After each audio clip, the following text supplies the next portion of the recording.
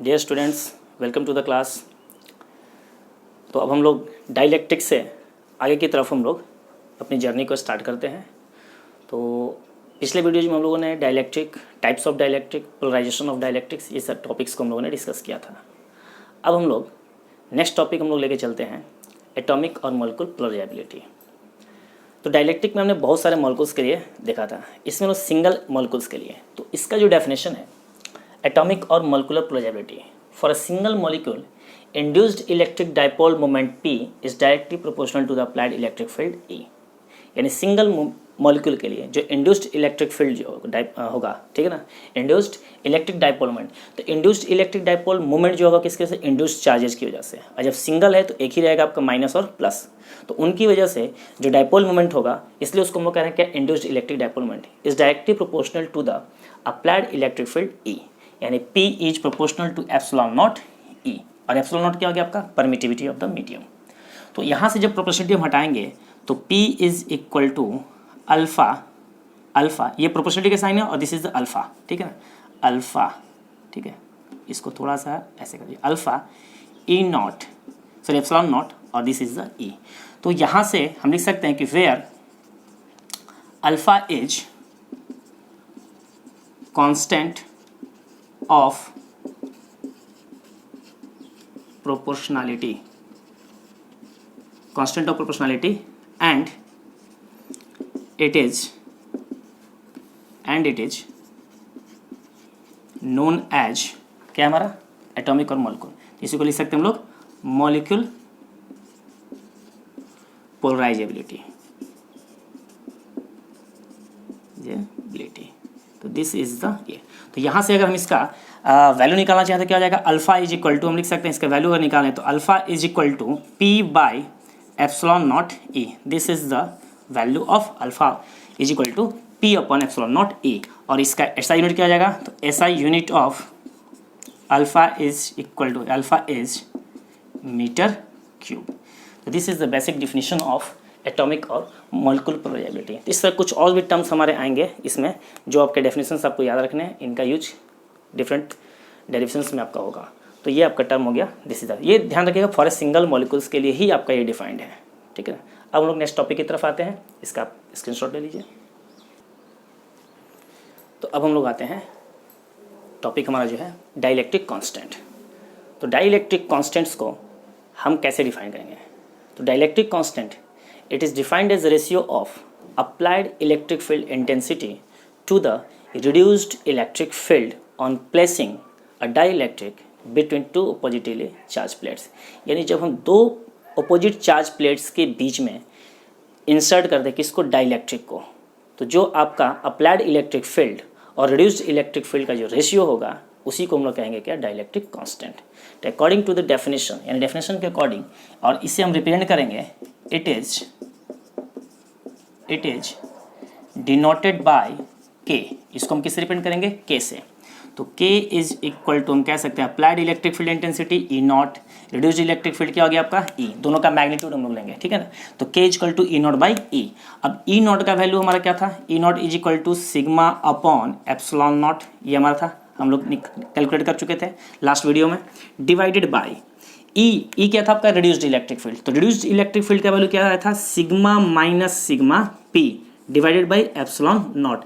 अब ये epsilon naught और ये एप्सिलॉन नॉट आपका कैंसल आउट, तो रिजल्ट क्या है आपके पास, sigma upon sigma minus sigma P। This is the value of K। तो ये हमारा हुआ डाई इलेक्ट्रिक कॉन्स्टेंट K का expression in terms of surface charge density and induced surface charge density. तो sigma upon sigma minus sigma P। तो बस definitions के according हमने क्या किया, वहाँ पे वैल्यूज़ का पुट कर दिया, क्योंकि ये सारी वैल्यूज़ हम लोग ऑलरेडी पहले कर चुके हैं, ठीक है। तो E naught is equal to आपका हो गया sigma by epsilon naught, and E is equal to E sigma minus sigma P upon epsilon naught. Epsilon not आपका कैंसिल, रिजल्ट क्या आ गया, sigma upon sigma minus sigma P। अब अगर देखें K का वैल्यू जो है वो आपका हमेशा ग्रेटर देन 1 होगा। कैसे, तो जरा देखिए, यहाँ पर हम लिख देते हैं, और या K is greater than 1। K का वैल्यू जो है हमेशा आपका ग्रेटर देन 1 होगा। कैसे होगा, तो ये देखिए, sigma upon sigma minus sigma P। तो डिनोमिनेटर में जो वैल्यू है वो हमेशा सिग्मा से क्या रहेगा, लेस रहेगा ना। डिनोमिनेटर में जो वैल्यू रहेगा वो सिग्मा से तो क्या रहेगा, लेस। और जब भी कोई वैल्यू अगर न्यूमरेटर से लेस होता है, डिनोमिनेटर का वैल्यू जो है वो न्यूमरेटर से अगर लेस है तो वैल्यू डिवाइड करने पे क्या आएगा आपका, ग्रेटर देन 1 आएगा। तो इसलिए के का वैल्यू हमेशा क्या रहेगा आपका, ग्रेटर देन 1। तो this is the expression of dielectric constant. अब हम लोग आ जाते हैं पोलराइजेशन वेक्टर की तरफ। तो अब हमारे पास टॉपिक है पोलराइजेशन वेक्टर। तो पोलराइजेशन वेक्टर जो है ये भी एक पैरामीटर है, इसको डिफाइन किया गया है डाइपोल मोमेंट के टर्म में। तो it is defined as dipole moment per unit volume of the polarised dielectric, per unit volume of the polarised dielectric, यानी कि जो डाइलेक्ट्रिक स्लैब को हम लोग इंसर्ट कर रहे हैं उसके पूरे पर यूनिट वॉल्यूम के जो रेशियो होगा उसी को हम कहेंगे। तो dipole moment per unit volume of the polarised dielectric is known as the polarisation vector. और इसे भी हम लोग रिप्रेजेंट करते हैं P से, लेकिन क्योंकि डाइपोल मोमेंट को भी हम रिप्रेजेंट करते हैं P से और पोलराइजेशन वेक्टर को भी हम करते हैं P से, लेकिन इसको थोड़ा सा फॉन्ट जो है हम लोग बड़ा लेके चलेंगे। तो आप लिख देंगे इट इज डिनोटेड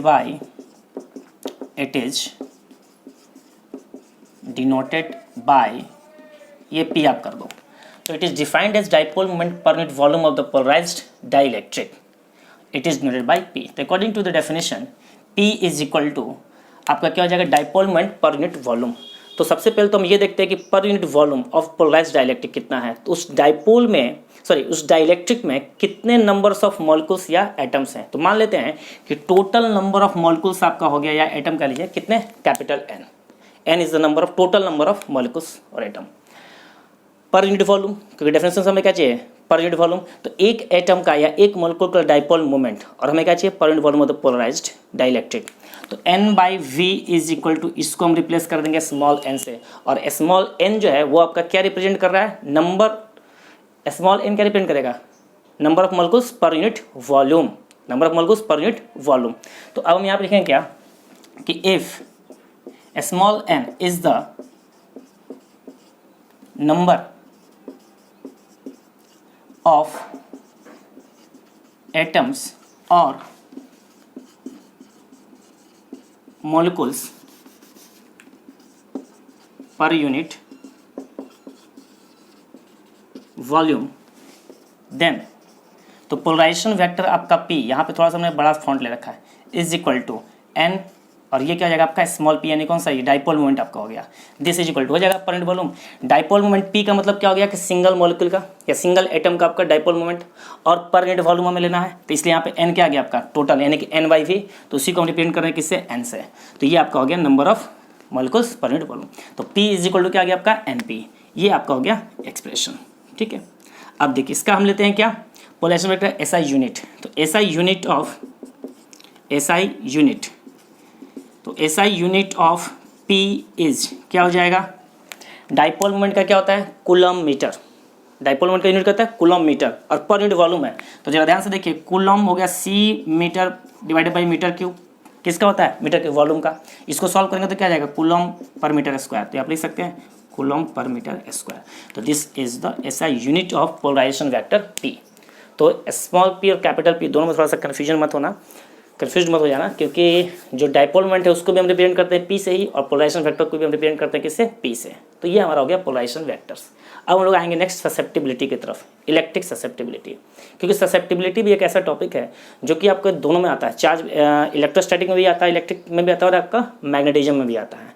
तो दोनों का सिंबल सेम है, बस वहाँ पे हम लोग थोड़ा सा चेंज करते हैं। जाई ई से रिप्रेजेंट करते हैं इलेक्ट्रिक ससेप्टिबिलिटी को, और मैग्नेटिक को हम रिप्रेजेंट करते हैं जाई एम से। तो हम लोग नेक्स्ट उसकी तरफ आते हैं।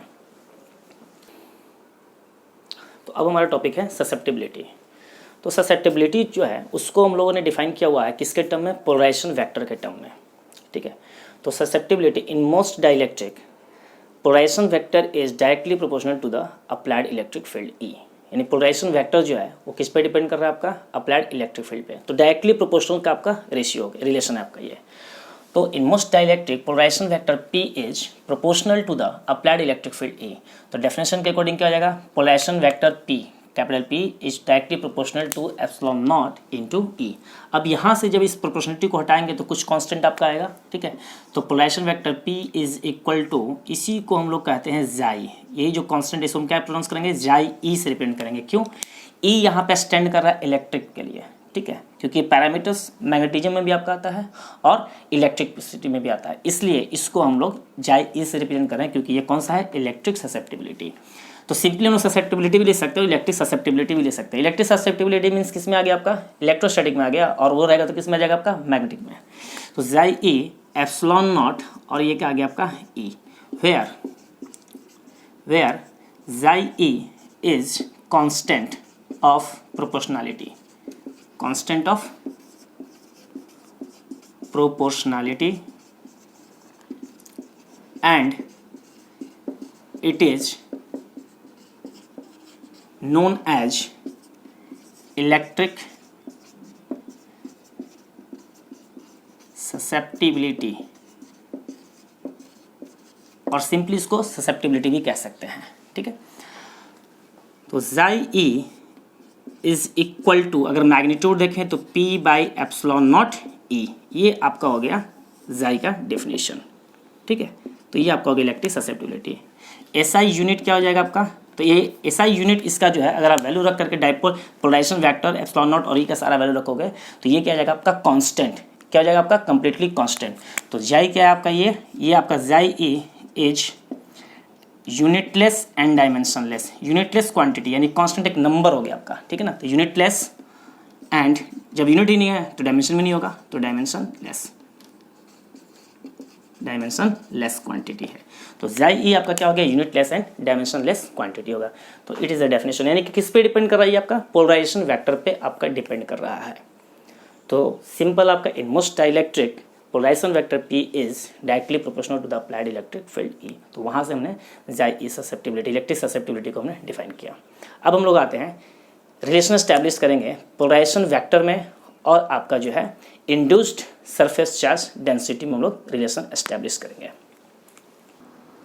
तो नेक्स्ट हम लोग रिलेशन एस्टैब्लिश करते हैं, the relation between the susceptibility and susceptibility polarization vector, relation between the polarisation vector and the induced surface charge density, relation between polarization vector and induced surface charge density के बीच में हमें relation establish करना है। तो अब देखिए कैसे करते हैं। We know that electric field is equal to आपका क्या होता है, E is equal to magnitude लेके चलते हैं सिग्मा अपॉन एप्सिलॉन नॉट, ये आपका होता है E is equal to sigma upon epsilon naught, and sigma is equal to क्या होता है, charge per unit area. Sigma is equal to जब चार्ज पर यूनिट एरिया होता है तो इंड्यूसन के केस में therefore sigma P is equal to हम क्या लिख सकते हैं, induced charge per unit area, और ए क्या है, प्लेट्स का एरिया। हमने क्या देखा, दो पैरेलल प्लेट्स लिया था ना पोलराइजेशन ऑफ डाइलेक्ट्रिक में, और उसके बीच में डाइलेक्ट्रिक को इंसर्ट किया था। दो पैरेलल प्लेट्स के बीच में हमने डाइलेक्ट्रिक को हमने क्या किया था, उसमें इंसर्ट किया था।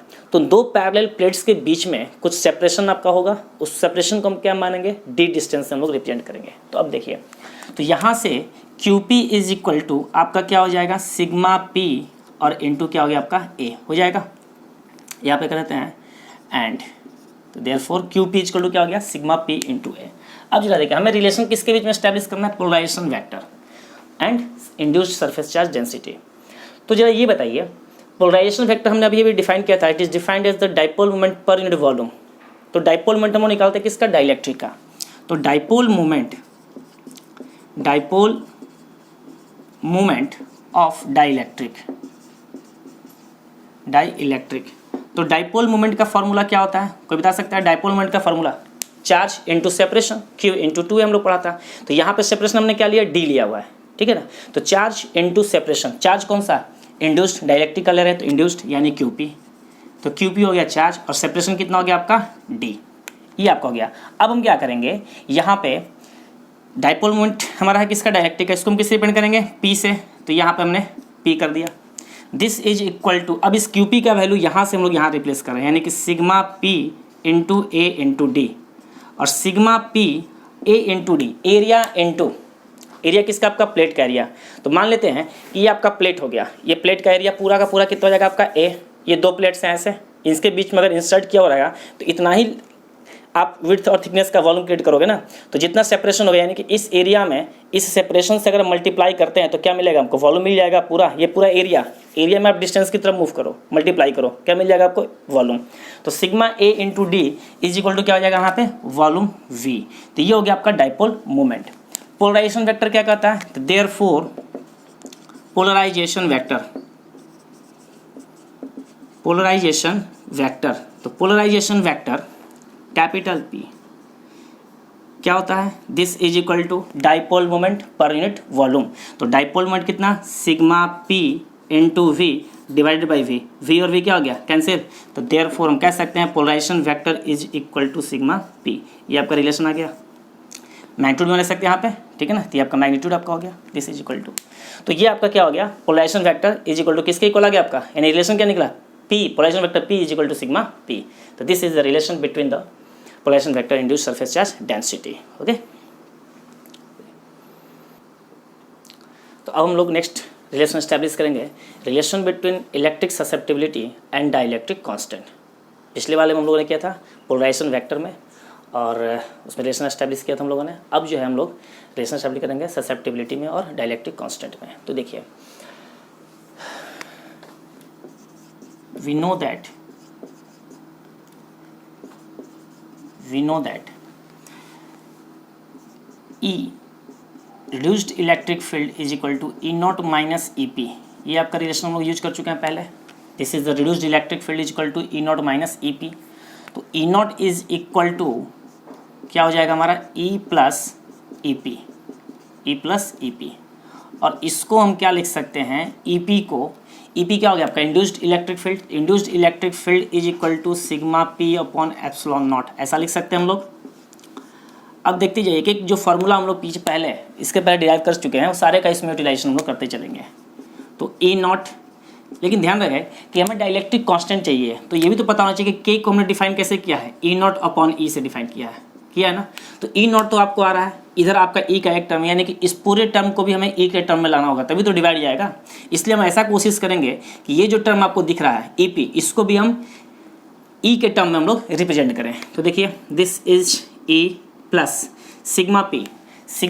अभी हम लोगों ने इसके पहले वाले टॉपिक में पोलराइजेशन वेक्टर और इंड्यूस्ड सरफेस चार्ज डेंसिटी का रिलेशन एस्टैब्लिश किया था। तो सिग्मा P को हम क्या लिख सकते हैं, polarization vector P upon epsilon naught, ठीक है। अब देखिए, थोड़ी देर पहले हम लोगों ने polarization vector is equal to define जब किया था, ठीक है, तो वहाँ से क्या आया था, P इज इक्वल टू जाई E एप्सिलॉन नॉट और इंटू E, ऐसा एक एक्सप्रेशन आपका आया था। उस P को हमने यहाँ पे यूज कर लिया, डिवाइडेड बाई एप्सिलॉन नॉट। ये एप्सिलॉन नॉट और ये एप्सिलॉन नॉट आपका एलिमिनेट। अब यहाँ से कॉमन क्या आ गया, इलेक्ट्रिक फील्ड E। तो 1 प्लस जाई E। अब जरा देखिए यहाँ पे E नॉट अब आ गया, यहाँ से डिफाइन करेंगे, वैल्यू आपका आ जाएगा। तो देखिए, E naught divided by E is equal to 1 plus chi E, और इसके जगह पे क्या लिखेंगे, डायरेक्ट K, यानी K is equal to 1 plus chi E। तो हम कह सकते हैं यही जो आपका एक्सप्रेशन आ गया, ये क्या हो गया आपका, this is the relation between the electric susceptibility and dielectric constant. तो K is equal to 1 plus chi E। अब जरा ध्यान से देखिए कि ये जो हम लोगों ने पहले भी देखा था कि K का वैल्यू, डाइलेक्ट्रिक कांस्टेंट का जो वैल्यू होता है वो हमेशा क्या होता है आपका, 1 से ज़्यादा होता है, ग्रेटर होता है। 1 प्लस ये टर्म आ रहा है, तो ये आपका क्या हो जाएगा, 1 से ग्रेटर। तो this is the required relation between the susceptibility and dielectric constant. तो ये थे हमारे आज का सेशन, हम लोग जो है यहीं पे एंड करते हैं। अब हम लोग कैपेसिटेंस की तरफ नेक्स्ट वीडियो में, नेक्स्ट लेक्चर में हम लोग कैपेसिटेंस की तरफ मूव करेंगे।